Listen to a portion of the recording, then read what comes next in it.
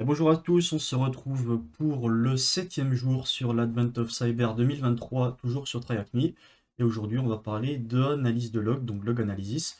Donc pour ce faire, comme d'habitude, on lance notre petite VM. Cette fois-ci, on va y accéder via le split view. Donc une fois qu'on a lancé, il faut attendre à peu près une minute. Et une fois que c'est lancé, on retourne tout en haut de la room, on clique sur Show Split View. Et ici, on peut voir qu'elle va s'afficher. Donc moi, je l'ai mis en grand écran pour l'avoir dans un nouvel onglet pour que ce soit beaucoup plus simple pour tout le monde, qu'on puisse voir les informations. Donc, qu'est-ce qu'ils nous disent? Ils nous disent que, en fait, aujourd'hui, on va apprendre à se promener et analyser différents fichiers de log et apprendre pourquoi c'est important. On va aussi essayer de comprendre ce qu'est un proxy et comment faire en sorte de récolter les contenus des proxys, donc via les logs, et comprendre à quoi ça correspond, à quoi ça sert, et comment les exploiter. Donc pour les exploiter, on va utiliser différentes commandes Linux manuellement pour pouvoir parser les logs, qui sont de base dans des fichiers. Et ensuite, on va faire une petite analyse de ces logs qui ont été récoltés pour voir des cas pratiques.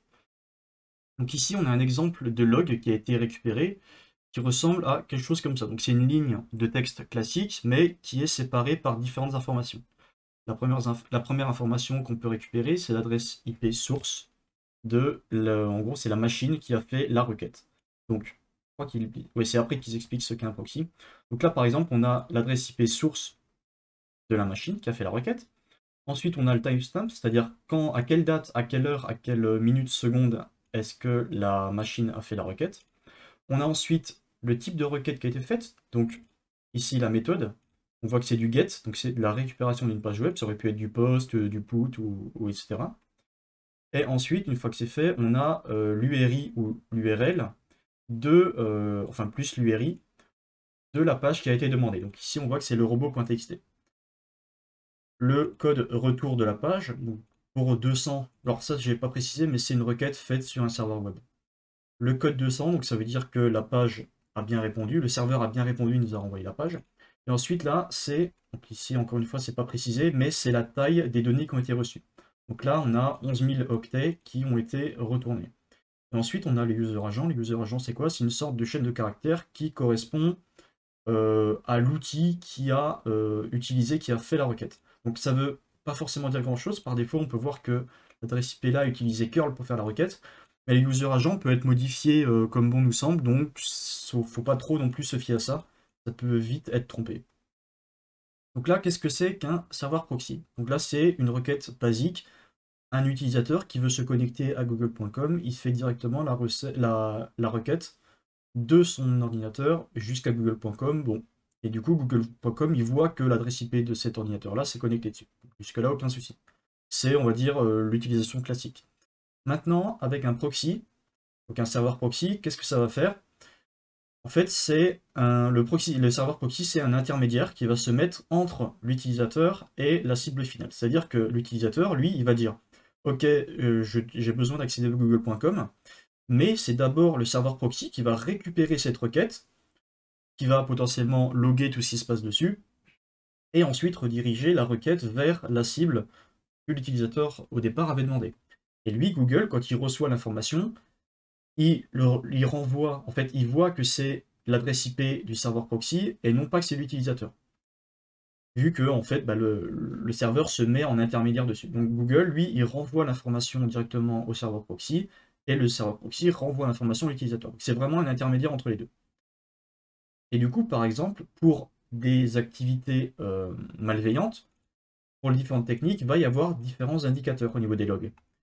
Par exemple, si on voit qu'il y a un téléchargement d'un binaire malveillant, on va essayer de voir dans les logs s'il n'y a pas une URL qui essaie de télécharger quelque chose en .exe par exemple, qui est un binaire. Alors c'est assez rare d'habitude qu'on fasse des téléchargements de .exe, bon, sauf si on veut installer un logiciel ou ce genre de choses, mais en général, quand on fait une requête sur un site un peu avec un domaine un peu bizarre en .exe, c'est jamais bon signe. Également, si une personne tente d'extraire des données, d'exfiltrer des données. Dans ce cas-là, il faut essayer de voir s'il n'y a pas beaucoup de bandes passantes qui va essayer de taper dans un domaine qui d'habitude est utilisé pour uploader des fichiers. Donc là, il nous donne l'exemple de OneDrive. Ça peut être du Mega, ça peut être du GitHub, ça peut être un peu n'importe quoi. Donc en fait, comme la personne, l'attaquant va essayer d'exfiltrer des données, potentiellement, s'il exfile des données, c'est qu'il y en a pas mal. Plusieurs mégas, plusieurs gigas même, ou ça peut aller jusqu'à plusieurs téras. Et du coup, il va y avoir forcément une grosse bande passante, une grosse pardon, bande passante qui va être utilisée pour exfiltrer toutes ces informations. Il peut y avoir aussi le fait d'avoir une connexion à un C2. Donc C2, qu'est-ce que c'est? C'est Command and Control. C'est un outil qui va nous permettre en fait d'avoir un accès à distance à une machine. Et là, si par exemple toutes les 5 minutes il y a une connexion à un seul domaine, alors c'est un peu bizarre parce que ça veut dire que toutes les 5 minutes, l'agent, donc le client, va se connecter, va tenter de se connecter au serveur C2 pour récupérer les informations, les commandes qu'il doit exécuter sur la cible. Il va exécuter sur la cible et il va renvoyer les informations. Donc ça se fait à intervalles réguliers. Alors intervalles réguliers ou pas, parce que maintenant il y a des techniques qui permettent de faire en sorte d'accéder à notre serveur C2 par exemple, entre 1 et 5 minutes, ça va prendre une valeur aléatoire et ça va le contacter entre cette zone-là. Donc, c'est pas tout à fait intervalle régulier, mais il y a quand même des patterns qui peuvent se répéter. Là, au niveau des logs, bon, il n'y a rien de spécial. Comme je vous l'ai dit juste avant, on start notre VM, on arrive dessus avec l'écran, et ensuite, on nous dit que donc, les informations dont on va avoir besoin se trouvent dans Desktop et Artefact. Donc là, si je fais un ls, je suis dans mon répertoire User Home par défaut. Je vais dans le desktop. Si je fais un ls-là, je vois que j'ai mon dossier artefact, donc on va aller dedans. Un autre ls-là, je vois que j'ai mon access log. Bon, on peut voir qu'il est assez grand. Et là, donc avec un ls-a, ça me donne quelque chose, mais qui n'est pas vraiment lisible par un humain. Du coup, si je fais un ls-a-la avec h, l'option h, ça veut dire human readable, ça veut dire que c'est plus lisible par un humain, et du coup là, ça va nous l'afficher en méga ou en kilo, peu importe comment en fonction de ce que ça représente. Donc là, on peut voir que c'est un fichier qui fait 8.3 mégas, donc qui est assez long. Si on veut voir plus d'informations sur combien de lignes contient le fichier, par exemple, on peut utiliser la commande wordcut. Donc ça me fait un cat access log pour afficher le contenu, et ensuite on va utiliser le pipe. Pipe, qu'est-ce que c'est? Ça veut dire ce résultat de cette commande-là, tu me le passes à la commande suivante. Donc si je fais un word count-l pour compter le nombre de lignes du fichier, normalement, ça va m'afficher qu'il y a 49 000 lignes dedans. Donc on aurait pu faire juste un cat classique, mais vous allez voir que ça va être illisible, voilà, parce qu'on a plein d'informations qui ne sont pas forcément visibles comme ça. Et ensuite là, il nous explique donc le cat pour afficher le contenu, ok. Ça c'est vraiment les commandes Linux de base qu'il faut connaître pour pouvoir manipuler différents fichiers. Alors pas forcément que des logs, mais c'est important. Le cat, ça affiche de haut en bas. Le less nous permet en fait d'avoir, on va voir ça ensemble, hein. Si je fais un less alors c'est quoi le nom? C'est access.log. Hop, on peut voir que normalement ça commence d'en bas. Ça commence par en bas et on peut remonter au fur et à mesure. Alors, il faudrait que je vérifie, je ne sais plus si ça commence par en bas ou pas concrètement. Là, le tout dernier, c'est lequel? Forcément, ça prend du temps parce que j'ai fait un 4 et puis il était beaucoup moins rapide que celui d'avant. Je vais faire un CTRL-C pour annuler. Bon, c'est pas grave. Le less, qu'est-ce qu'ils nous disent par rapport à là? Je vais pas vous mentir que... Page, ok, en fait, less, c'est exactement la même chose, juste qu'on peut faire suivant et précédent au niveau des pages. Donc, pour lire d'un coup, c'est mieux. Head-n avec le numéro de la ligne, ça nous permet justement de lire les X premières lignes. Donc là, si on fait ça dessus, ça ne s'affiche que la première ligne. On peut voir ici un exemple. Hop, bah, ça l'a pas pris. Alors si je fais head, alors moi j'aime bien, parce que là ils disent, à chaque fois, toutes les commandes, ils mettent derrière le fichier. Moi j'aime bien utiliser beaucoup de pipes. J'aime bien tout mixer. C'est-à-dire que je fais un cat access.log. Donc ça, cette partie de la commande là, elle ne bougera plus jamais. Je fais un pipe derrière, et là je peux modifier plus facilement mes informations. Donc là, -n1, ça va m'afficher que la première ligne. Dans le cas là, si je dois revenir en arrière, je fais flèche du haut pour revenir en arrière, mais le problème c'est que je dois retourner ici pour modifier les informations. Avec ma méthode, paf, flèche du haut, je suis directement là, je peux directement la modifier. Donc c'est un gain de temps minimal, mais sur du long terme, sur pas mal d'énumération, pas mal de manipulation de chaînes de caractères, ça peut être vraiment pratique. Donc là, on peut voir qu'avec le -n5, j'affiche les 5 premiers. Donc ça, c'était pareil.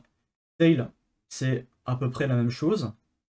Donc, sauf que ça s'affiche à la fin. Donc ça affiche la dernière ligne. Ça fonctionne à peu près de la même manière, sauf qu'on part de la fin et pas du début.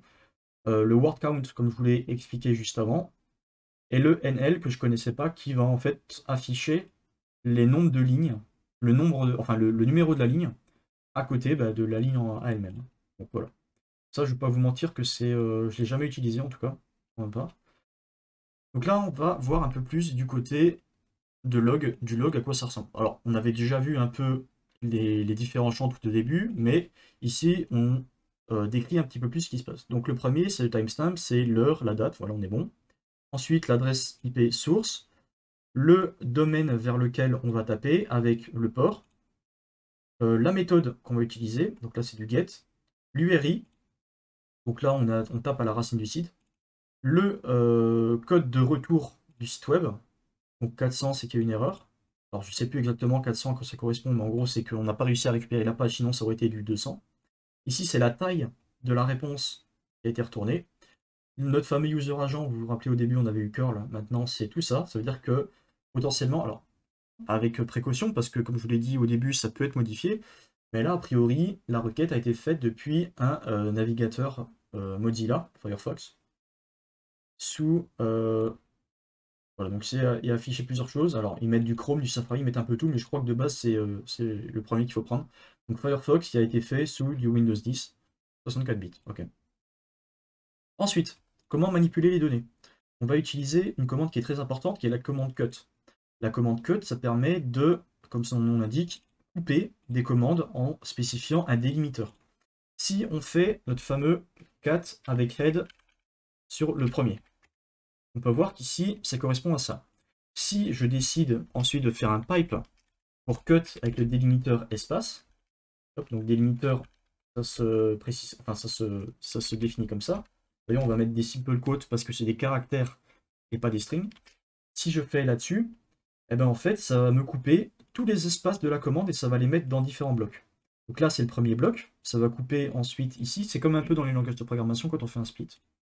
Ici, ça va prendre le deuxième bloc, un espace. Troisième bloc, un espace, ainsi de suite. Donc là, si je fais cette commande-là, là, il me dit, OK, faut que tu me spécifies quand même les champs que tu veux m'afficher. Pour ce faire, on va utiliser la commande -f et derrière, on va spécifier le champ. Donc si je veux afficher le premier champ, on avait vu que du coup, on split par rapport à l'espace, donc ça split ici. Le premier champ, c'est celui avant l'espace. Donc si je fais -f1, tu m'affiches le premier champ, donc celui avant l'espace, donc ça va m'afficher l'heure. Si je me dis, OK, maintenant, je veux que tu m'affiches le deuxième champ, je veux que tu m'affiches l'adresse IP. Et on a juste à modifier -f1 par -f2. Et là, ça va m'afficher que l'adresse IP. Si je veux, par exemple, m'afficher le code de retour, eh ben, on compte le nombre d'espaces qu'il y a. Donc là, c'est le premier. 1, 2, 3, 4, 5. Donc là, c'est le sixième. Donc on va afficher -f6. Et là, ça m'affiche le code de retour. On peut en afficher plusieurs à la fois. C'est-à-dire que maintenant, si je veux afficher l'adresse IP ainsi que le code retour, eh ben, je fais -f2,6. Ça veut dire que tu m'affiches le field 2 et le field 6, le champ numéro 2, le champ numéro 6. Et on peut voir que là, j'ai bien adresse IP d'abord, qui est le deuxième, et ensuite j'ai mon code de retour. Donc là, c'est utilisation classique de la commande cut. Alors ici, encore une fois, ils mettent access log à la fin, mais je préfère utiliser des pipes parce que c'est plus simple après de modifier, on n'est pas obligé de revenir tout le temps en arrière, c'est moins pénible. Donc là, c'est pour afficher plusieurs champs comme je vous l'ai montré juste avant. Ici, c'est pour récupérer le user agent, parce qu'il est entre, si on regarde ici, le user agent, il est entre guillemets. Du coup, si on récupère le champ qui est entre guillemets, on récupère le user agent, vu qu'il n'y a pas d'autres guillemets là-dedans. Donc après, c'est vraiment que de la logique, et c'est au cas par cas en fonction de la ligne qu'on a. On regarde vers quel élément on peut splitter, et évidemment, on peut splitter plusieurs fois. Donc, par exemple, si ici je me dis, ok, tu cut par rapport aux espaces, donc comme on avait juste avant. Là, pardon, là le -f2, on récupère l'adresse IP, mais je me dis, ok, maintenant que j'ai l'adresse IP, je veux que tu me splittes par les points. Et du coup, là, on va refaire un cut. Donc là, déjà, si je balance ça, on n'a que l'adresse IP. Et si je refais un cut là-dessus, avec en précisant, maintenant le délimiteur, c'est le point, donc je veux que tu splittes par le point, et bien si j'affiche le premier champ, ça va m'afficher en fait le premier octet. Parce que c'est le premier champ qui est coupé par rapport à ça. Donc si je fais ça, ça m'affiche 10. Si je veux que ça m'affiche le dernier, on regarde par rapport à ça, là c'est 1, 2, 3, 4. Donc si on va remplacer -f1 par -f4. Et là, ça m'affiche bien le dernier. Donc, on peut encore split. Là, par exemple, derrière, si je veux récupérer que le premier terme, je sais que c'est tout le temps 75 à la fin, je peux refaire un cut, tirer D du 5, et je veux afficher le -fin. Alors, est-ce que ça fonctionne? Je ne sais pas, j'ai jamais essayé, mais voilà. Là, on peut voir que j'ai cut par rapport à 5, donc j'ai split le 5, j'ai pris le premier terme qui était avant le 5, ça m'a pris le 7. Donc voilà, on peut enchaîner comme ça, concaténer plusieurs cuts, plusieurs commandes, pour à la fin parser comme bon nous semble. Ça, c'était vraiment ce qu'il nous expliquait. Voilà, on peut récupérer ça. Là, il nous explique les pipes. Bah, c'est ce que je vous ai dit juste avant. Par exemple, si on veut rechercher une adresse IP particulière dedans, eux, encore une fois, ils utilisent avec l'adresse, enfin avec le nom du fichier à la fin. Moi, je préfère le cat au début avec un pipe derrière. Donc, on va récupérer le grep et on va faire un petit cat access pipe notre grep. Alors, je le refasse à la main parce qu'apparemment il veut pas. 10.10 140.96 je crois. Ouais, c'est ça. En fait, cette commande-là, c'est exactement la même que celle-ci. Ça fait exactement la même chose. Juste que je préfère faire ça parce qu'à chaque fois, quand on doit modifier, on a juste à modifier cette valeur-là. Alors qu'avec ici, quand on fait retour, on doit se déplacer ici, modifier, revenir en arrière, ainsi de suite. Bon, c'est moins pratique, quoi. Donc là, on peut voir que le grep, ça nous permet de rechercher uniquement les termes qui correspondent. Alors, de base, la commande sert à ça. Après, on peut exclure des termes, on peut faire des recherches via des regex, on peut faire des choses beaucoup plus poussées. Mais sinon, de base, quand on fait grep le terme, ça recherche uniquement le terme dans toutes les lignes du fichier, ça nous les affiche. Ça nous affiche d'ailleurs toute la ligne, et pas uniquement que le terme. Et on peut, encore une fois, concaténer derrière, si on veut récupérer, donc si on veut faire un grep dessus, et finalement on veut afficher que les 5 premiers, c'est un head-n5, donc ça nous affiche que les 5 premiers. Et si on veut récupérer, pas moi, le nom de domaine qui a été utilisé par ces adresses IP au niveau des 5 premières, encore une fois, on peut refaire un cut, -d via l'espace, et c'est le 1, 2, 3e terme, -f3. Voilà, donc ça nous affiche tous les noms de domaine, et là on se dit, ok, là en fait finalement j'ai pas envie d'avoir le port derrière, donc je reconcatène avec les 2 points, parce que je veux split par rapport aux 2 points, et tu vas me prendre que le F1, que le premier champ. Donc là, si je fais ça, on peut voir que finalement, j'ai réussi à récupérer que les domaines des 5 premiers. Donc voilà, c'est des exemples de manipulation, mais vous pouvez voir que c'est assez puissant, on peut faire vraiment pas mal de choses. Et ensuite, alors il y a 2 nouvelles commandes qui apparaissent, il y a sort et unique. Sort, comme son nom l'indique, ça permet de trier les valeurs. Donc là, on peut voir que j'ai ceci. Si je fais un sort, donc ça s'utilise toujours avec un pipe, sort, on peut voir que c'est par ordre. Alors là, ça change pas l'ordre parce qu'ils étaient déjà triés par défaut, mais ça va les ranger par ordre alphabétique. Au début, on a le F est mis ensemble, ensuite on a le M, et ensuite on a le O.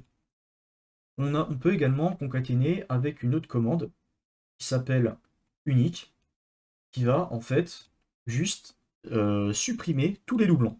Donc là, on peut voir qu'on a 2 fois flow, 2 fois make, une fois au 15. Si derrière je repipe avec un unique, ça va me supprimer les doublons. En l'occurrence, il y a une option qui est vraiment pratique et vraiment cool à utiliser avec Unique, c'est le "-c". "-c" pour count, et en fait, ça va supprimer les doublons, mais ça va nous compter combien il y avait de doublons à la base. C'est-à-dire que là, si je fais un unique-c, on peut voir que Flow Microsoft, dans la commande de base ici, il y en avait 2. Il y avait celui-là et celui-là, donc ça m'a mis 2. Pareil, le make, on peut voir qu'il y en avait 2, donc ça m'en a mis 2. Hop, ici. Et le O15, il n'y en avait qu'un, donc ça m'affiche le petit 1. Donc ça, c'est encore une autre façon de compter combien il y avait d'occurrences de chaque chose. Ça va nous être utile plus tard, vous allez voir. Voilà, il nous expliquait également au niveau des... si jamais on va afficher au niveau des... Comment ça s'appelle? Des noms de domaine.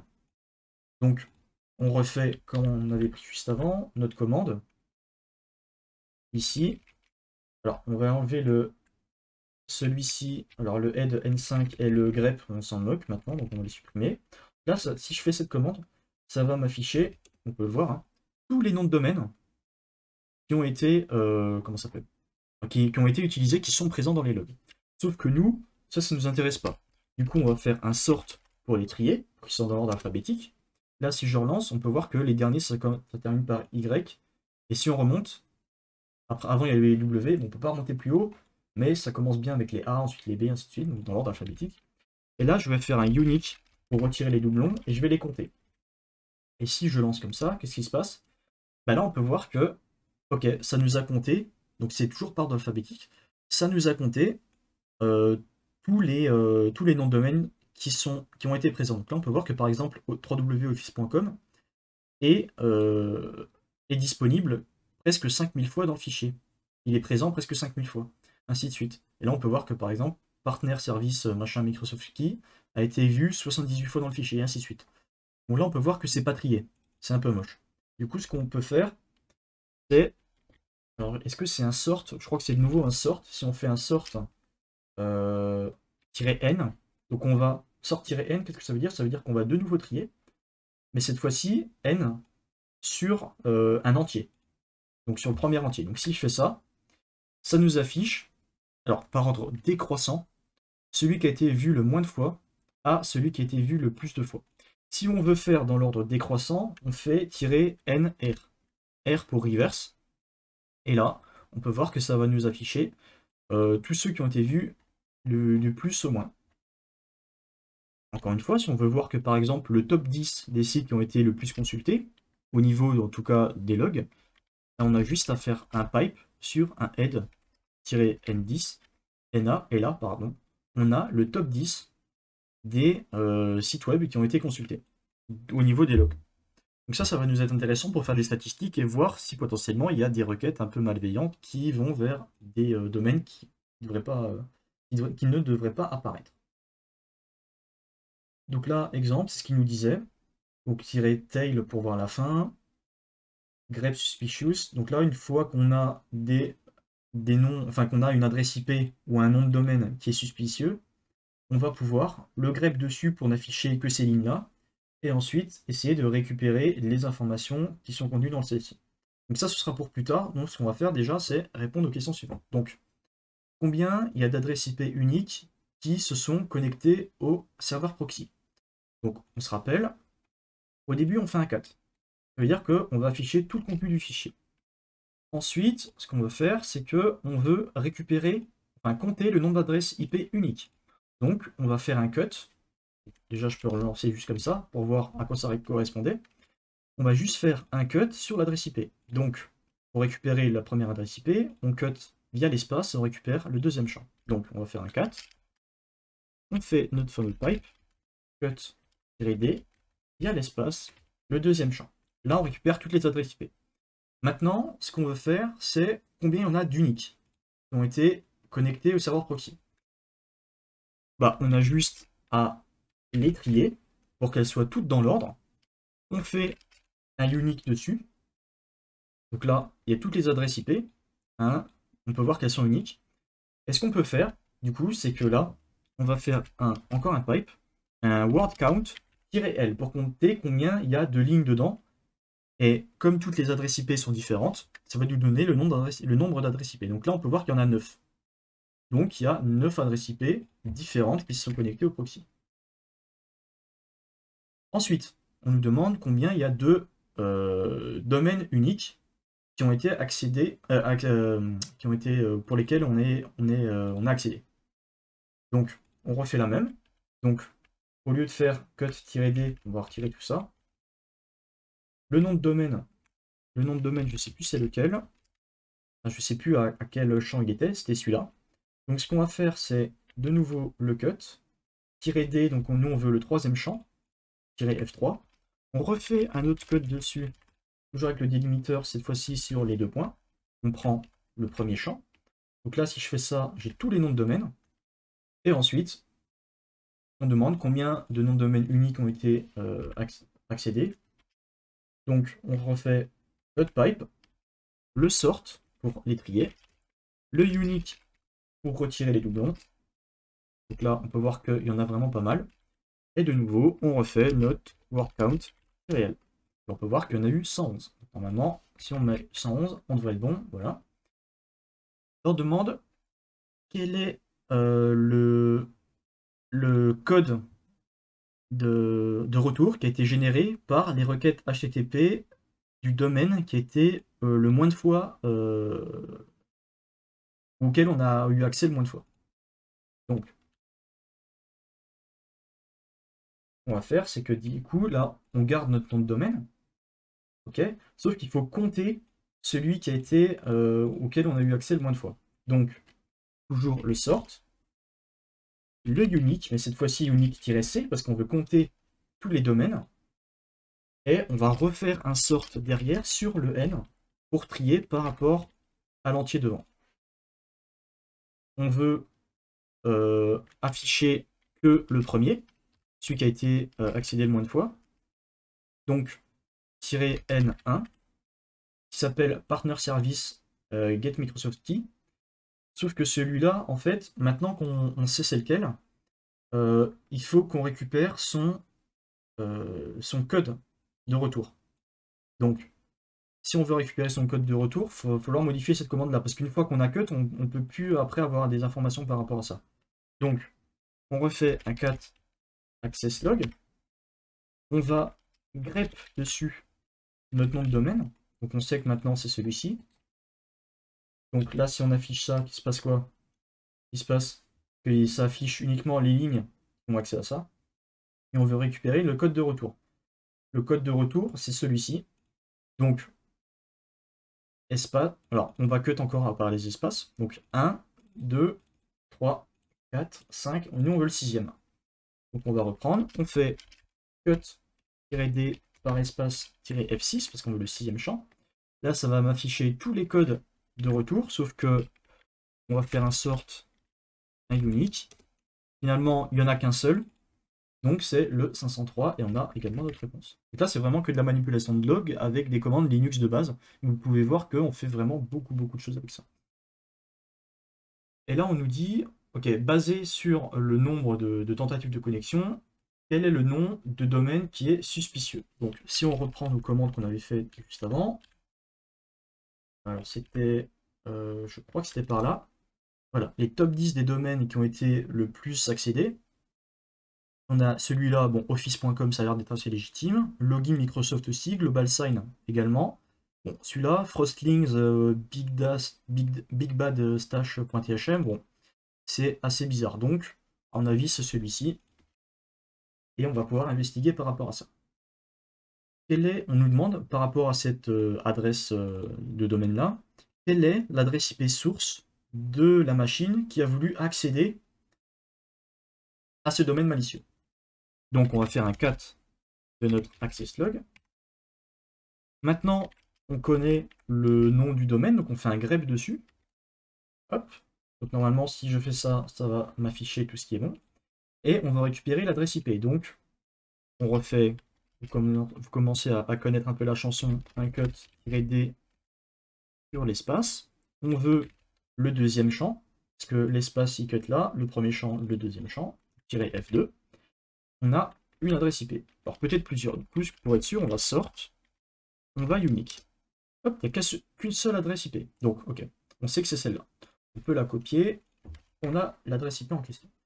Ensuite, combien de requêtes ont été faites vers le domaine malicieux? Bah, ça, normalement, là, on est bon. Donc, ce qu'on a juste besoin de faire, on peut même enlever ça, faire un word count-l pour voir combien de fois ce terme-là apparaît dans le fichier et voir, du coup, le nombre de requêtes qui a été fait par rapport à ça. On a eu 1581. Donc 1581, on est bon. Et ensuite, on doit retrouver les données qui ont été exfiltrées par rapport à ce nom de domaine-là. Donc, si on fait ceci, on peut voir un peu à quoi ça correspond. Hop, CTRL-C. Là, on peut voir que, donc voilà une requête classique qui a été faite vers ce domaine. Donc, l'adresse IP 10.10.185.225 appelle ce nom de domaine sur le port 80, fait un get d'un fichier qui s'appelle storage.php, donc un fichier PHP classique, et il va lui passer un paramètre, il va demander un paramètre qui s'appelle goodies, et dedans, on a quelque chose qui est assez bizarre. Donc ça, qu'est-ce que c'est? En fait, c'est du base64, c'est un type d'encoding qui est utilisé, alors soit pour rendre la chose illisible, mais c'est pas du chiffrement, c'est-à-dire que juste avec une simple commande, sans avoir besoin de notre mot de passe ni rien, on peut retrouver ce qu'il y a derrière, mais peut-être que quand un admin voit ça, il se doute pas que en fait ces informations-là, derrière, ça peut cacher quelque chose. Donc ce qu'on va faire, c'est que on va récupérer cette information-là pour tous. Et ensuite, on va le décoder avec base64. Base64, il existe une commande sous Linux. Donc par exemple, si je fais un echo cross, que derrière je pipe en base64, ben en fait, ça va convertir la chaîne de caractères cross en base64. Donc ça me donne quelque chose comme ça. Donc on peut voir que c'est le même type.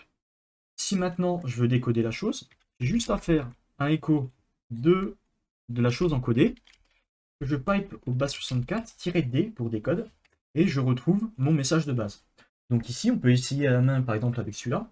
Si je fais écho de ceci, que je le pipe en base64 avec un décode, on peut voir que en fait ça m'affiche ça. Ok, donc on voit que c'est lisible, donc potentiellement il y a des données qui ont été derrière, qui ont été cachées par rapport à ça. Donc, on raffiche tout ça. On a toutes nos informations qui sont affichées ici. On cut, encore une fois, avec l'espace, parce qu'on veut d'abord récupérer ça, et ensuite on va cut par rapport à l'espace pour récupérer ça. En soi, on pourrait directement cut en fait par rapport à l'espace, par rapport au hash. En fait, on peut le faire de deux façons. Je vais vous le montrer de toute façon. Donc là, on peut cut par exemple par rapport à l'espace. On compte encore une fois au combienième il y est. Donc 1, 2, 3, 4, c'est le cinquième. Donc on peut faire -F5. Là, on peut voir que ça nous affiche uniquement plus que ça. Derrière, je refais un cut-D, cette fois-ci sur l'espace, parce que nous, on veut ce qui est après l'espace, et -F, le deuxième, parce que ce qui est avant le premier, c'est ça, ça ne nous intéresse pas, nous, on veut ce qui est après. Donc là, vous voyez qu'on récupère tous les bases 64. Maintenant, on peut le faire dans l'autre sens. C'est-à-dire que on peut d'abord, si on regarde, alors attendez, hop, je vais faire ça, on peut d'abord ici se dire, ok, je veux d'abord split par rapport à l'espace, je veux tout ce qu'il y a après l'espace, donc en fait ça va m'afficher ça jusqu'à la fin, et ensuite on split, enfin sur le égal, pardon, je crois que j'ai dit espace, on split d'abord sur le égal, donc ça va m'afficher ça jusqu'à la fin, et ensuite on split sur l'espace et on prend le premier terme. Et ça, en fait, ça revient exactement au même. Là, si je fais, encore une fois, mon pipe cut-d par rapport au égal, je dis, ok, je prends, donc là, c'est tout ce qui est avant, donc c'est le 1, et tout ce qui est après, c'est le 2. Donc moi, je veux le 2. Là, ça va m'afficher tout ça. Et ensuite, je pipe, encore une fois, cut-d, cette fois-ci via l'espace, et je veux le premier terme, issu d'avant. Et en fait, on se retrouve exactement la même chose. Donc, encore une fois, il n'y a pas une seule façon de faire. C'est en fonction de chacun. Peut-être qu'il y a des préférences, vous préférez d'abord éliminer toute la partie d'avant pour récupérer celle d'après, ou inversement, peu importe. Et une fois qu'on a ça, et ben en fait, chaque ligne, on va la passer à la commande base64-D pour décoder comme on l'avait vu juste avant. Et on peut voir que finalement, tout décoder, ça nous donne ça. Et qu'est-ce que c'est? Ben, ça a l'air d'être le hash d'une personne à chaque fois, le hash de la personne, son nom, et enfin son nom ou son prénom plutôt, et un petit commentaire par rapport à ça. Donc ça, c'est un exemple de comment des attaquants peuvent faire en sorte d'exfiltrer plein d'informations. Au lieu de télécharger les fichiers, ce qu'ils vont faire, c'est qu'ils vont lire chaque ligne d'un fichier, ils vont les encoder en base 64, et ils vont faire des requêtes vers un serveur que eux possèdent, sur lequel, eux, leur serveur, il va recevoir des choses comme ça, il va recevoir les logs, et ensuite, lui, derrière, il peut parser ces logs et récupérer les données qu'il a filtrées. Et dans ce cas, c'est vraiment assez, enfin pas forcément sécurisé, mais c'est moins visible en tout cas que télécharger plein de gigas de fichiers. Là, c'est des requêtes web, donc peut-être que ça passera plus inaperçu. Dedans, ensuite, on nous dit, une fois qu'on a exfiltré toutes les données, quel est le flag qui a été caché. Donc ici, si on remonte, alors je ne sais pas combien il y a de données exactement, mais peut-être qu'on n'aura pas accès à tout. Voilà, là, il y a beaucoup d'informations. Le flag, on n'a pas l'air de le voir maintenant. Donc on pourrait chercher, par exemple, faire un grep du caractère du flag qui est contenu dedans. Et là, on peut voir que le flag, c'est ceci. Alors, on aurait pu le chercher également, par exemple, grep de THM. Parce qu'on sait que... Alors, THM, oui, parce que ça prend la case, donc il faut le mettre en majuscule. Voilà, on peut voir que du coup, le flag, c'est a gift for your awesome analyst. Hop, on a réussi à récupérer le flag, on copie ça, on balance et on a terminé la machine. Voilà, donc c'est vraiment important de savoir parser des logs, surtout pour ceux qui veulent ensuite faire du blue team et bosser dans des SOC ou ce genre de choses. Même pour les attaquants aussi, hein, parfois c'est assez utile de toute façon de maîtriser en général Linux. Ça vous sera toujours utile dans vos métiers, peu importe ce que vous faites.